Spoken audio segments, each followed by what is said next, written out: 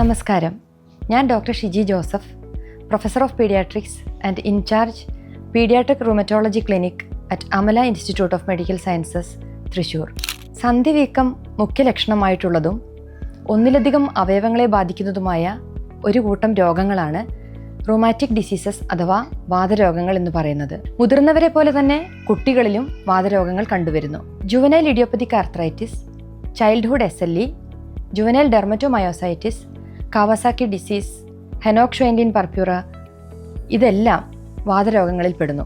സന്ധികളിലെ നീർക്കെട്ട്, വേദന, ഇടവിട്ടുള്ള പനി അല്ലെങ്കിൽ വിട്ടുമാറാത്ത പനി, തൊലിപ്പുറമേയുള്ള വ്രണങ്ങൾ, തിണർപ്പ്, ബലക്ഷയം ഇതെല്ലാമാണ് പ്രധാനപ്പെട്ട ലക്ഷണങ്ങളായി കണ്ടുവരുന്നത്.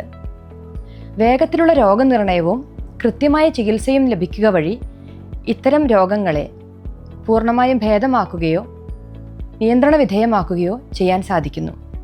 പീഡിയാട്രിക് റൂമാറ്റിക് ഡിസീസസ് അഥവാ കുട്ടികളിലെ വാതരോഗങ്ങൾക്ക് സമഗ്രമായ ചികിത്സ ഉറപ്പുവരുത്തുന്നതിനായി അമല മെഡിക്കൽ കോളേജിൽ കഴിഞ്ഞ 5 വർഷമായി പീഡിയാട്രിക് റൂമാറ്റോളജി ക്ലിനിക് നടത്തിവരുന്നു. Thank U.